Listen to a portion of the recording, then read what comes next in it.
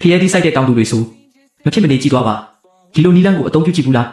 အသုံးပြုဖို့ရင်အကျိုးရလက်လေးမှန်းခဲ့ပါဘူး ဒီစိုက်ပျိုးရေးသမားကအလွန်လက်ညံကြီးတဲ့လူပါတင်ထင်မိတာတဲ့ပို့ပြီးစိုက်ပျိုးနည်းအမိုက်စားတစ်ခုလုပ်နေပါတယ်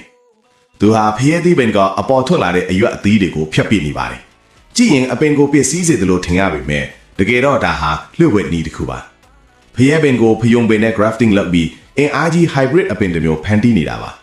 ဒီလိုလုပ်လိုက်ရင်အပင်ကြီးထွားမြန်လာတယ်ယောဂါတွေကိုခံနိုင်ရရှိလာတယ်အသီးကလည်းပိုကြီးပြီးပိုချိုးလာပါတယ်ဒါတည်းမကပါဘူးဖြက်ပြီးနောက်အသီးတွေကိုကြာရှည်ထိမ့်သိမ့်နိုင်ပါတယ်